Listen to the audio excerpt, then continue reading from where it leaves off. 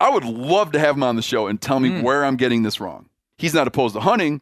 He's not opposed to using bird dogs, but somehow he doesn't like hound hunting because the hounds have a tracking collar and you're not close to them. So last week on social media, I got a number of messages from folks telling me that they were talking about me and Goldshaw Farm on the MeatEater podcast with Steven Rinella. Now, when I first heard that news, I was super excited. I'm a big fan of Steven Rinella. I love the book American Buffalo. I'm an occasional listener to the MeatEater podcast. It was something that I've been listening to for the last couple of years and have always enjoyed some of the stories that they tell. So when I first heard the news, I maybe had my hopes up a little bit. But when I heard their take on my situation and my farm and what happened here on our farm back in September, I got to admit, I was a little bummed out. Here's some of his videos. He's got a video called Puppy versus Geese. He's got a video called My Farm Dog Shot This Video. He's got one called The Duckling Who Thought She Was a Goose. He's got Livestock Guard Puppy Moves to Duck Farm. My Old Barn Cat Hates My Guard Dog. And I Risked My Life Feeding These Goslings. And while I found it personally disappointing to hear their take on my situation, it was really naive of me to think that they would view my situation and the incident that happened on my farm any differently. You know, the MeatEater crew are staunch pro-hunting advocates, and some of the things that I've done and said in the last couple of months have stirred up some controversy in the hunting community. You don't have any friends. Nobody likes you. A couple of local old-timers show up at his door. Knock on his door, and they say, our bear hounds chased a bear onto your property. Is it okay if we go onto your property to retrieve their dogs? To get their dog. Well, he says, you're no way, no how going to hurt the bear. And he says, I will escort you to get your dogs. At which point he decides, because he's in the business of making these little videos, at this point he decides to start filming this gentleman. So a guy comes up to the house, like imagine someone coming to your house to just have a conversation about a problem, and your response is to start filming them. Steven and his sidekick spent roughly 40 minutes breaking down the situation, but I feel like they missed several key details in the situation. When Butch Spear showed up on my doorstep that morning, he wasn't my neighbor. He wasn't a local old-timer. He wasn't a guy who lived in my town. He wasn't a guy who lived in the next town over. But despite the distance that he traveled to show up at my farm, and despite the fact that he was hunting with a bunch of folks from out of state, I knew exactly who Butch Spear was. As I had begun doing some research on the issue of hound hunting in the state of Vermont after some issues I had with raccoon hunters at our farm, he was the first voice that I discovered. Butch is a very vocal proponent of hound hunting, and so the minute that I saw Butch show up, and I recognized him from articles that he'd been in where his photo had been published, I pulled out my camera and started recording because I thought it was odd. No more than 2 days before he showed up, I had just launched a petition to start banning hound hunting in the state of Vermont, and in the span of a couple of days, it already had garnered nearly 10,000 signatures, and it would go on to garner more than 100,000 signatures. I thought that it was no coincidence or accident that Butch Spear was showing up on my farm. I was actually very surprised when he told me that he treed a bear on the property. I thought he was just showing up to give me some crap on my anti-bear hound hunting point of view. Now, I have no evidence to suggest that his arrival at my farm was intentional, and I can only speculate how he ended up there. But the coincidence, the fact that he was able to tree a bear on my farm 2 days after I launch a hound hunting petition was insane. You know, in a previous video, I likened it to that scene in the movie Pulp Fiction when Bruce Willis is making his getaway, and all of a sudden in the middle of the street as he's waiting at a stoplight, he sees Marcellus Wallace. I must go, I know I will go run. That was kind of the situation I felt like. It was a crazy twist of fate or some sort of devious diabolical scheme. But either way, it wasn't like it was just a random person showing up at my farm and I decided to record the incident. I knew who Butch was, And I thought it was bizarre that he was there. And so when I asked him if I could go with him and document and witness what happens with the bear, he was fine with it. I've been actually making videos on this topic. I have a YouTube channel. Well, I don't mind that a bit as long as it's 100% true. It wasn't until afterwards, after there was a lot of blowback on social media and in the local news media, that he ultimately started to criticize me and criticize the fact that I recorded the whole incident and put it up on the internet. The problem is, dogs don't know when they're on private property, and has now gotten hundreds of thousands of signatures on some petition to ban hound hunting in Vermont because he's so concerned that a dog would come on his land. While the MeatEater crew might view hunting as a right, actually, from a legal standpoint, hunting is a privilege. It's something that you're given licenses for. It's something that is administered by Fish and Wildlife. Yet, at the same time, private property is absolutely a right. And hunting privileges, in my mind, do not supersede private property rights.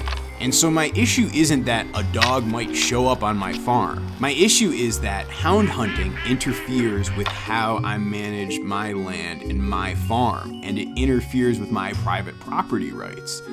I'm a staunch believer in those private property rights, and I believe that they need to be protected from encroachment. And when I see hound hunting and right to retrieve laws going on, and I see hound hunters actually telling me directly, that if they tree a bear on my property, they're allowed to tree a bear on my property, that to me feels like a direct violation of my private property rights. And so that's why I make the stink. That's why I raise the issues that I've raised over the last couple of months. And I think it's tough for someone like Steven Ranella, who's so passionate about a sport or hobby or vocation, if you will, like hunting, is because that point of view on private property interferes and infringes on that passion of hunting, or at least hound hunting in this case. When I look at my farm, we are about 160 acres.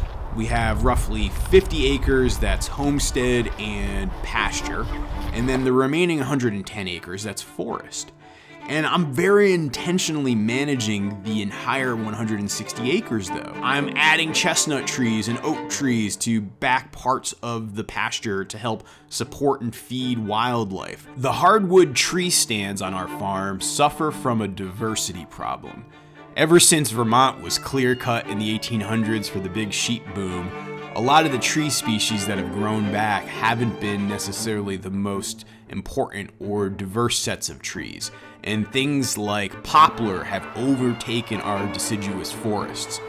Part of what I'm looking for from the bears is bears are bringers of chaos on land. Chaos. Bears are great disruptors. They spread seeds, they rip up the landscape, and that destruction creates space for greater biodiversity, particularly in the trees that start to grow and develop in their wake. So when a bear hounder says, hey, I'm just here hazing bears and keeping them away from your farm, I don't see that as a good thing. I see that as a bad thing. I take accountability and responsibility for making sure bears don't come to my farm, don't attack my animals, don't attack my honeybee hives. I recognize that that's my responsibility to manage. I don't need bear hounders to do that. And meanwhile, I feel like the destruction that bear hounders create is if I allow them to hound on my property or even just tree bears on my property, they're going to be potentially scaring away an important member of the ecosystem of my farm. And now some people might dispute that and some people might not believe that, and that's fine. But I believe, again, as my right as the private property owner, that I can make that decision and I can make that call. And I should be able to forbid and prevent bear hounders from coming on my land. Vermont has a law. If land's not posted, it's open. Okay. A landowner has an obligation to post their land. This guy's land, this guy's duck farm, isn't properly posted. When Steven and his crew call out the fact that my land wasn't properly posted at the time that Butch Spear appeared on the farm, he is 100% right about that. It was not properly posted. But I think what a lot of folks don't appreciate or understand is the complexity of the posting laws in the state of Vermont. In the state of Vermont, to be properly and legally posted, your land needs to be, number one, registered with the town clerk as properly posted, and that registration must happen at least once a year. Number two, you need to post up highly visible signs on trees or on fence posts around the perimeter of your property. Those signs are required to be updated every year, so you can't just do it once and be set for a couple of years. You have to go around at least once a year and update those signs and redate those signs. Those signs also need to be no more than 400 feet apart around the perimeter of your property. And those signs need to be at every single corner of your property as well. That's not like the purple laws that happen in a lot of other states for posting. How about if I'm Mr. Purple? I mean, that sounds good to me. I'll be Mr. Purple. You're not Mr. Purple. That's a very difficult process, and it's very onerous for the landowner. And if so, by chance, whether it be weather or vandal or squirrel, one of those signs is knocked down and you have a space that goes more than 400 feet without a sign, your land is officially not properly posted. On the day that Butch showed up on my farm, it'd been about 14 months since I'd gone around and posted my land. And so by that fact alone, there were several signs that had been knocked down over the course of that time, as well as all of my signs were out of date. So yes, 100% my land wasn't properly posted, but I'm not sure if the MeatEater crew truly understood the complexity and challenge that posting process puts on the landowner. And again, for an able-bodied guy like me, it's taken, 5 or 6 hours to use GPS and walk the entire border of my property to post up signs. Not crazy, but also not easy.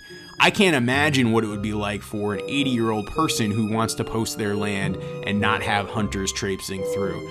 That is, I think, a burden that is just overly onerous for the landowner. What's also so puzzling about it is this whole thing of like, I moved to the country to be like a country person, but I sure hate what these country people are up to.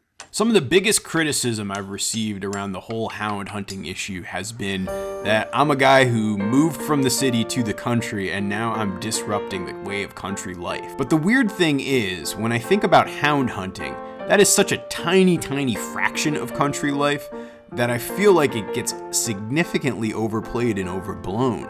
Country life for me is being able to wake up in the morning and do my chores and take care of my animals. Country life for me is not having traffic jams everywhere I go and everywhere I drive. Country life for me is not having to see other people on a constant basis and being able to have my own space and being able to manage my space the way I'd like to versus, say, the postage stamp lot that I had when I lived in Washington, D.C. For some reason, though, it's such a quick shorthand to paint me as an outsider and say that, look at this outsider, he's disrupting things. When if you actually look at the majority of my neighbors around here in Peacham, Vermont, very, very few of them are actually hound hunters. And in fact, even in the state of Vermont as a whole, in a state of 600,000 plus people, there are just over 100 licensed hound hunters in the state. Me saying that I want limits on hound hunting is not me disrupting country life. I think that that's an extreme exaggeration and something that's rather overblown. This isn't me trying to build a Walmart on my farm. This is me saying I don't want some folks that I don't know coming on my farm. Look, I get it. The fans of hound hunting truly believe that it's a noble sport. We've had 3 incidents of hound hunting issues on our farm in this past couple of months. And ever since those incidents, I've really tried to walk a mile in the other guy's shoes and learn why folks are so passionate about it. I've gone out with bear hounders here in Vermont to see what it's like from their perspective. And for that reason, I really have softened my view since I put out that initial petition where I was saying, yeah, we should have an outright ban. And right now, what I'm working towards is trying to find a compromise where the ability to hound hunt in Vermont, even though I find it personally distasteful, is something that people can still do and still pursue, while at the same time, private property rights, like my private property rights, are protected from hound hunting. The use of GPS collars and the use of tone breaking are things that could make this different. putting penalties in place for going on land where you don't have permission to hunt would also try to adjust and address some of the issues. But so far, it seems like the bear hound hunters here in Vermont have really dug in their heels, and it doesn't seem like compromise is possible. You know, one of the upsides to the folks at MeatEater talking about this one is maybe that rekindles some openness to finding compromise, because I do believe that compromise is probably the ultimate way to address some of the issues that exist here. And I hope that that's what ultimately comes of all of this. If the farmer guy, the duck farmer, Goldshaw Farm, we will fly you out. We will put you in a hotel. The full treatment that we give special guests. Hey, it's a nice package. It is, Mr. Goldshaw. Fly you to Bozeman, put you up in a hotel, come on the podcast, tell the story, and maybe I'll be like, yeah, you're right. I really appreciate Stephen Ranella's offer to go to Bozeman and get on the MeatEater podcast and have a conversation. I don't think I'm going to be able to fly to Montana to do it. I've got a day job, I've got a farm to take care of, and it's just really tough for me to get away, but I'd be totally willing to do something over Zoom or Skype or some sort of other virtual means to have that conversation. So hopefully that's something that can happen in the not too distant future.